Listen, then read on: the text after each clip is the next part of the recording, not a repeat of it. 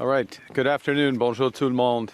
It has been a historic and productive 2 days during which myself and fellow ministers have had the opportunity to meet with President Xi, Premier Li, Chairman Zhao, as well as business leaders across a number of key sectors. And I am very pleased to announce that we have made significant progress in a number of key areas. Stepping back, it's been 8 years since a Canadian Prime Minister visited China. And in that time, the world has changed dramatically. The technological revolution and the energy transition are accelerating at an unprecedented pace. The global trading system is undergoing a fundamental change, and the effectiveness of multilateral institutions on which trading powers such as Canada and China have greatly relied, that effectiveness has been greatly reduced. This is happening fast, it's large, it's a rupture, it's not a transition. What we do now as Canada, how we position ourselves in the world, will shape our future for decades to come. Canada can thrive in a new system, but to do so, we must be ambitious. We must work at speed and scale to find new partners, to diversify our trade, and attract unprecedented levels of investment in our country. And we must be pragmatic. That means we have to understand the differences between Canada and other countries, and then focus our efforts to work together where we're aligned. And it's with this approach that Canada is forging a new strategic partnership with China. China is the world's second largest economy. It contributes 1/3 to global growth. It's our second largest trading partner and our third largest investor. Two-way trade between our countries amounts to nearly $120 billion a year. There are 400,000 careers across Canada. Farmers in the prairies, manufacturers and engineers in Ontario and Quebec, fish harvesters in Atlantic Canada and British Columbia, they are all supported by trade with China. $20 billion in wages are earned each year by Canadians because of our existing trade relationship. And this is a relationship that has been distant and uncertain for nearly a decade. That has held back investment, it's stalled business growth, and cost Canadian workers good opportunities. And it has had the consequence of leaving us even more dependent on our largest trading partner.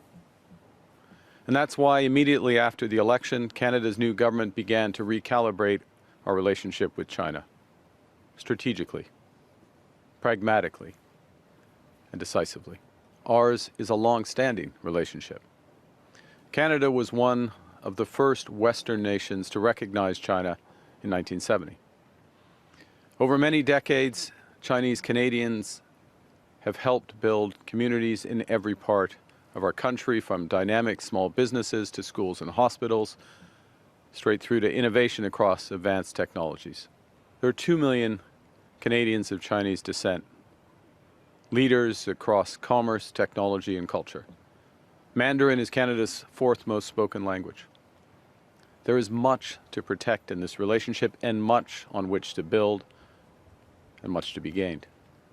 So leveraging our strengths and focusing on areas of alignment, Canada and China can create greater stability, security, and prosperity for both our nations. And to that end, President Xi and I are announcing that Canada and China are forging a new strategic partnership. It will focus on 5 key areas where both our nations stand to make substantial and sustained gains. The first is in clean energy and climate competitiveness, areas where Canada and China have immense strengths and complementary strengths. Second, we're expanding trade, particularly in agriculture and food, where Canada is a reliable partner. Third, our commitment to multilateralism and strengthening global governance comes at a time when all of this is in flux. Fourth, we're deepening engagement in public safety and security to protect our peoples. And finally, people-to-people ties and culture are being enhanced to enrich our lives. To begin, we're leveraging our strengths in energy, clean tech, and climate competitiveness. Canada is an energy superpower in both conventional and clean energies. We have an over 80% clean electricity grid with vast potential to power the clean economy of the future. China's strengths in electric vehicle sector are undeniable. China produces some of the most affordable and efficient energy efficient vehicles in the world. And in order for Canada to build our own competitive EV sector, we need to learn from innovative partners, access their supply chains, and increase local demand. And to help deliver the full potential of these partnerships and bring down costs for Canadians, Canada has agreed to allow up to 49,000 Chinese electric vehicles into the Canadian market, with the most favored nation tariff rate of 6.1%. This is a return to the levels that existed prior to recent trade frictions. But it's a return under an agreement that promises much more for Canadians.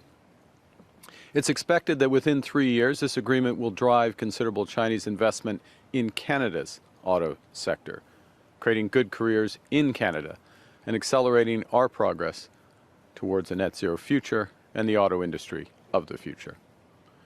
With this agreement, it's also anticipated that within 5 years, more than 50% of these vehicles will be affordable EVs with an import price of less than $35,000. Over the next 15 years, Canada intends to double our energy grid through major investments in hydro, nuclear, solar, and wind power. That creates tremendous opportunities for Chinese partnerships in these investments, including in energy storage and offshore wind. On the other hand, Canada is developing our oil and natural gas reserves, one of the world's largest, to be the lowest risk, lowest cost, and lowest carbon.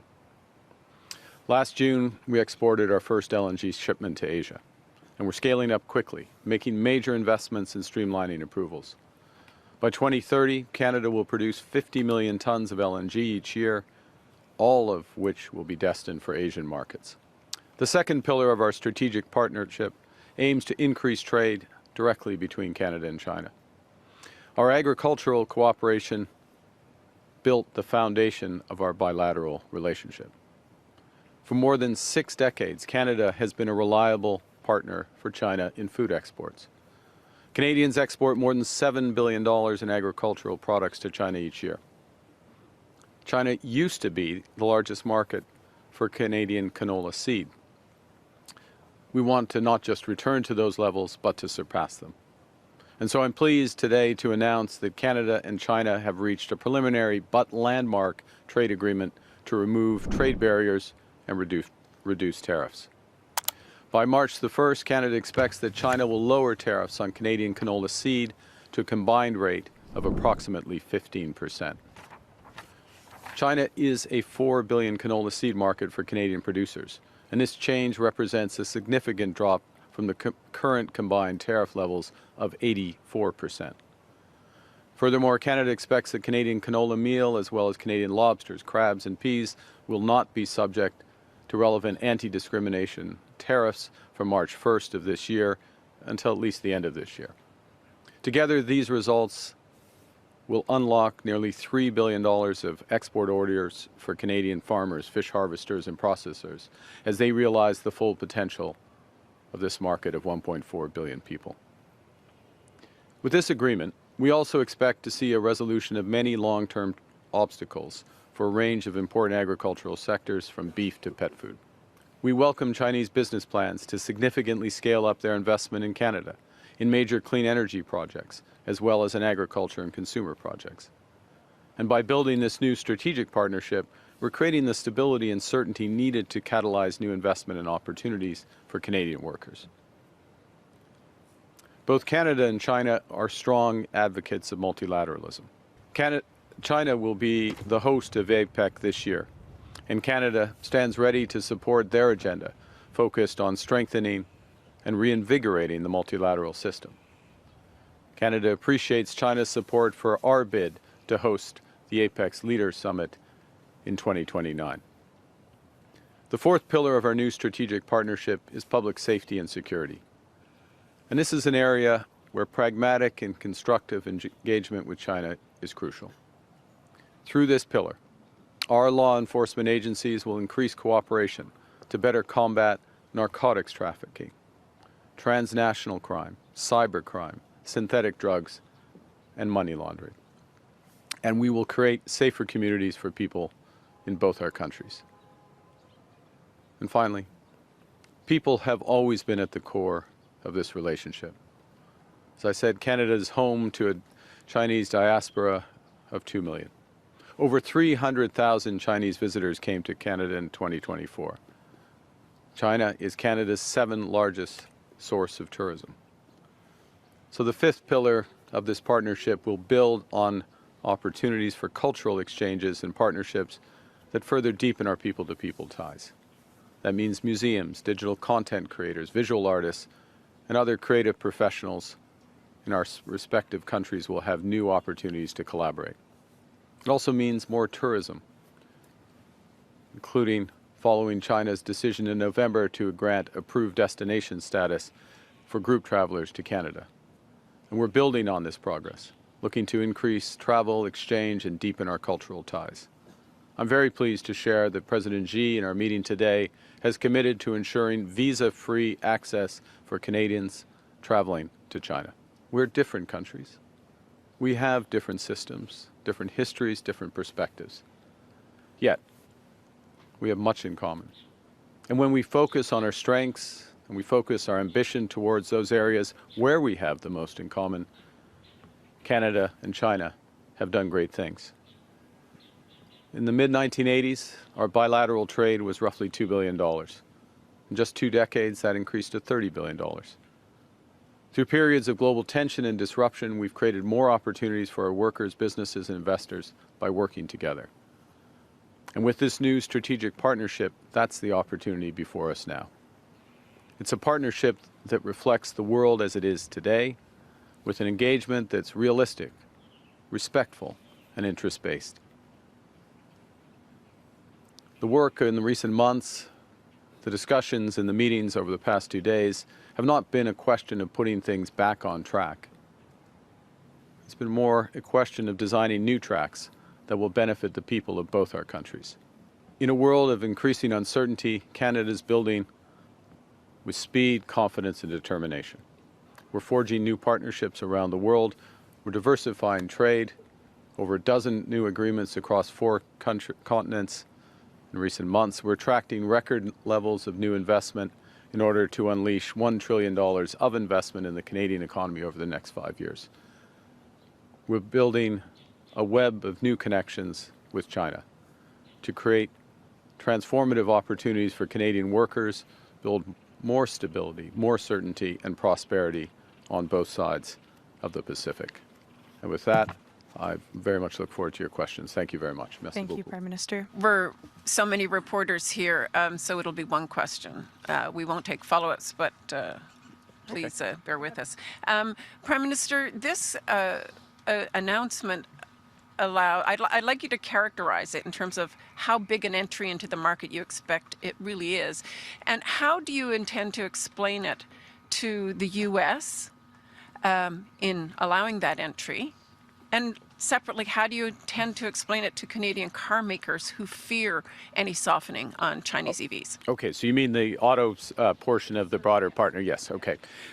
So I think the first thing to say is exactly that it's part of a broader partnership, and the fundamental issue is we have a broader strategic partnership on which to build and create big opportunity.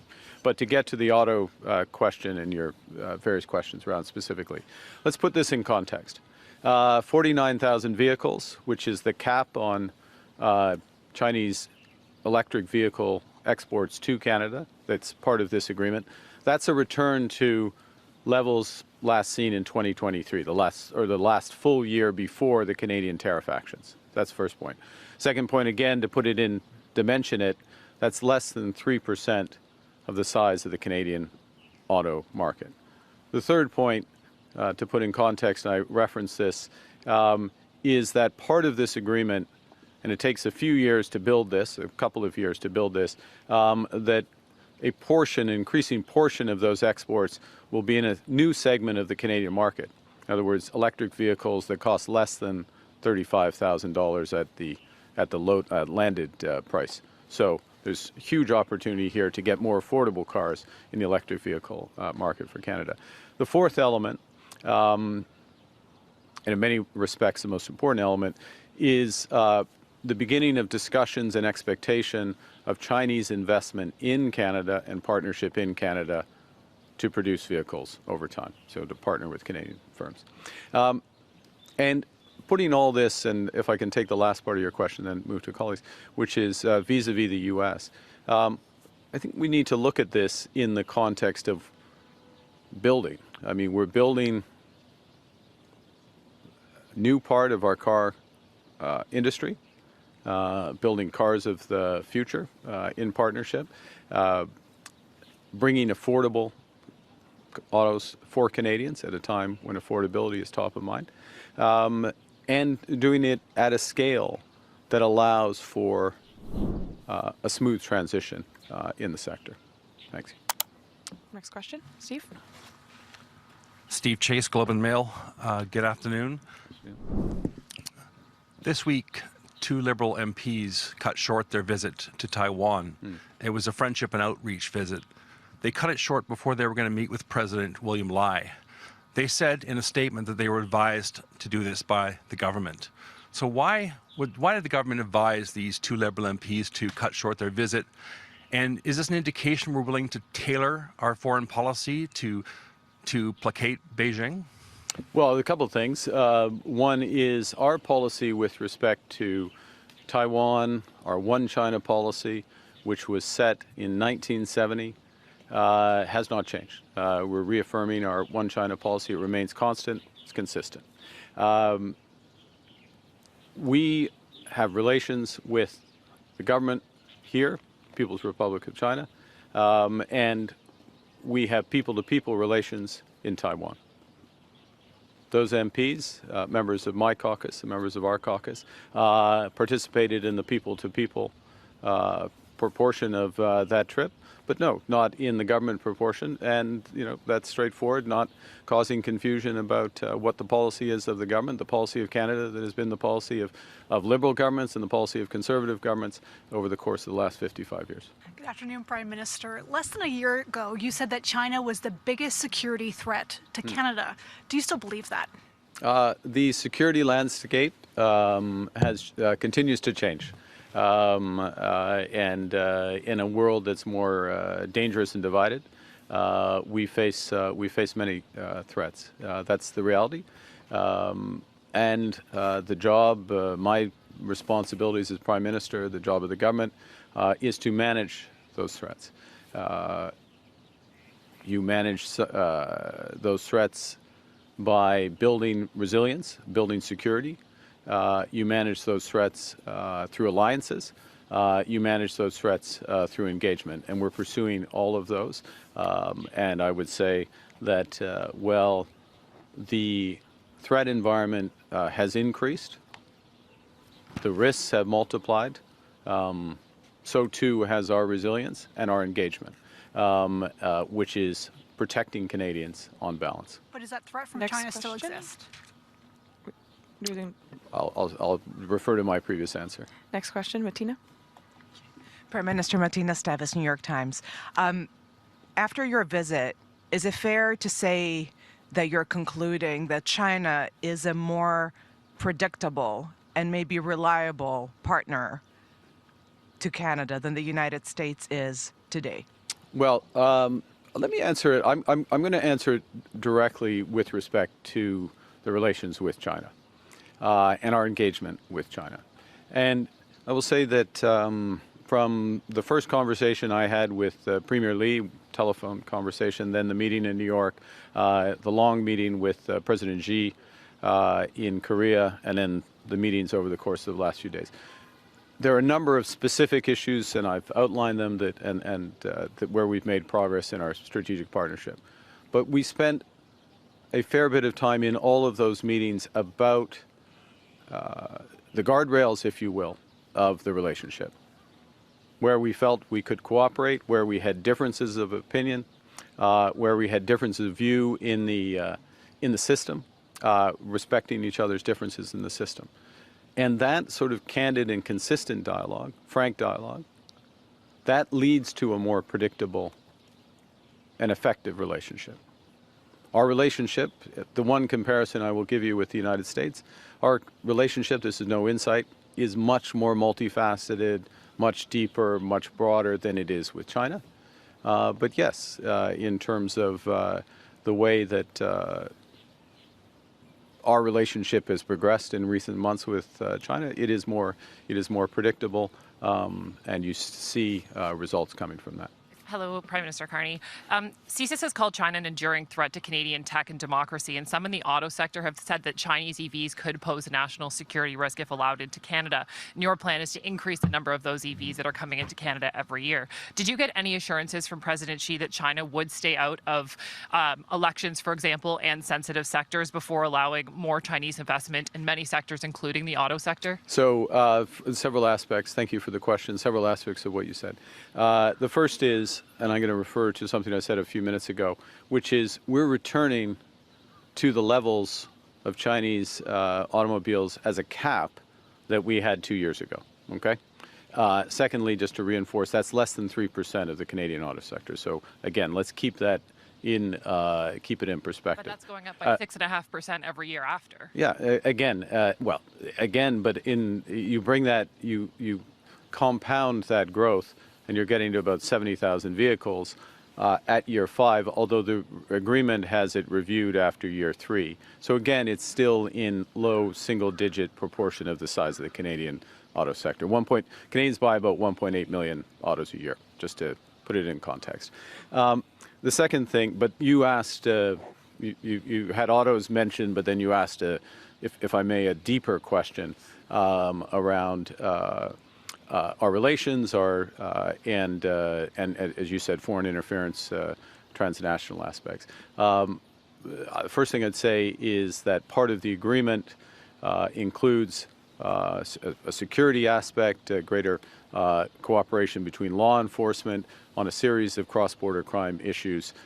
That's the kind of progress we need in order to address a range of issues, including illicit narcotics, but as well as interference. And then the second is that we have an understanding. These are some of the issues that we discuss in terms of our expectations in Canada, our red lines in terms of preventing foreign interference, not tolerating foreign interference, and addressing it when we see it. And as Prime Minister, I've always taken this extremely seriously, just from the point when I got my security clearance well before I was elected leader of the Liberal Party. Thank you. Next question, Christopher.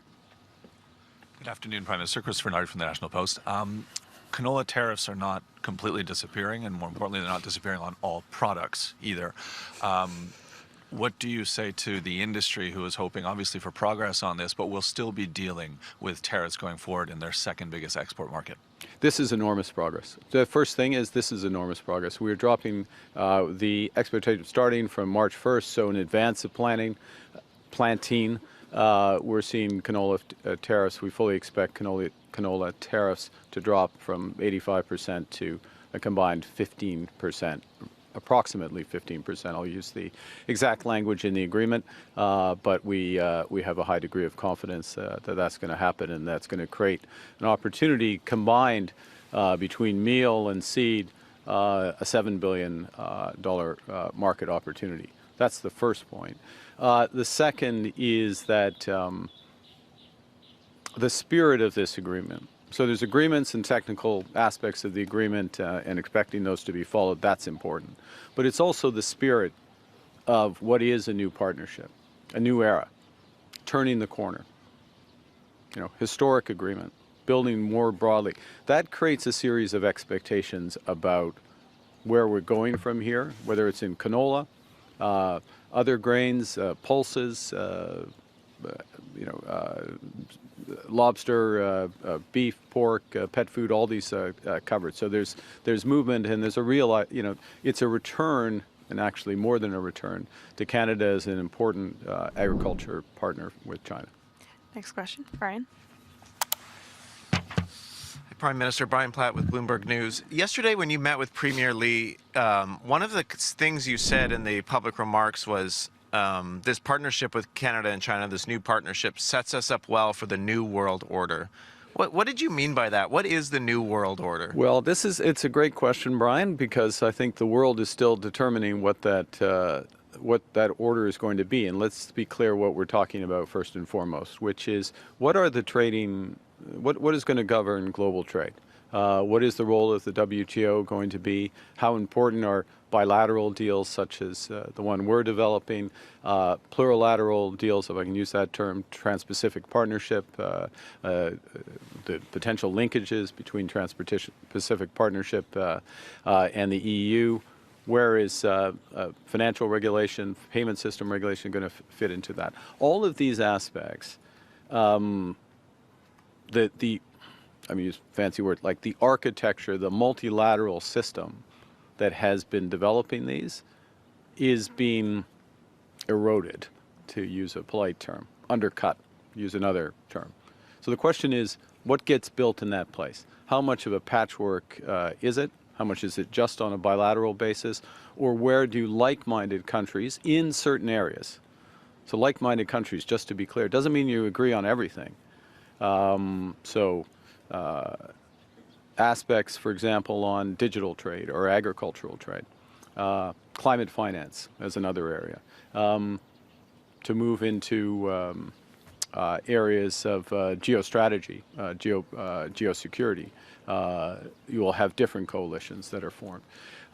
So what this partnership does is in areas, for example, of clean energy, conventional energy, agriculture, as we were just talking about, and financial services, which we've talked less about, but the evolution of the global financial system, the role of the renminbi over time, the evolution of cross-border payments. I know it all sounds very dry, except for your organization, which I think takes an interest in it.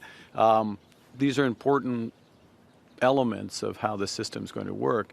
And look, the expectation is that rather than these being developed necessarily through the IMF, WTO, and other multilateral organizations, it is going to be coalitions that develop them, not for the world, but for subsectors of the world.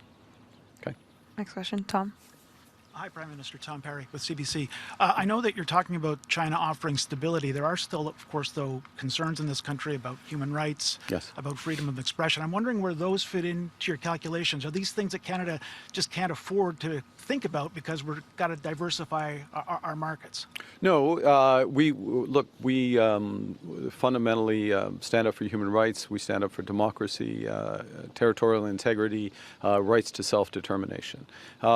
We take the world as it is, not as we wish it to be. That means the following. We do engage with countries. We calibrate that engagement depending on our values and our interests, so that engagement is more narrow when there are those issues. We also have, if you will, a sort of value-based realism to the approach. In other words, we will engage on those issues. We'll engage with coalitions on those issues because that has more influence. And we will form coalitions with those countries with which we share those broader values. I will give you a current example of the last point, which is we are a member, as you know, of the Coalition of the Willing to back Ukraine. And that is an example. Those countries in that coalition, over 30 countries, share values on a broad range, including all of those that I just mentioned. With other countries, our engagement is more narrow, it's more specific, and we keep within those guardrails. And for those relationships, we're very clear about where we will cooperate, where we differ. We'll have those engagements, but in a way that looks to make progress. Could I just ask you a follow-up, sir? Like in your meetings over the last couple of days, did any of these issues come up? Yes. Yes. Could you, So could you be a little yeah, more that was your follow-up. I guess so. How did you discuss that in your? We're going to move on to the next question. How did you here. discuss that in your questions? Next question, Maria. Thanks. Maria Chang from Reuters. Just for a follow-up, can you tell us specifically how you raised these concerns about human rights? Did you address the issue of things like Jimmy Lai, concerns about Taiwan, violations of human rights in China in your discussions with President Xi? Well, a couple of things. One is with respect to Mr. Lai, Canada led a G7 statement in the course of recent weeks calling for his humanitarian release, a foreign minister's statement. These issues were raised in our broader discussions over the past few days. With respect to One China and Taiwan and expectations, our long-standing policy, I think I answered this earlier, but just to be clear that we had a clear exchange in terms of what our policy is and a reaffirmation of, as I say, our long-standing policy.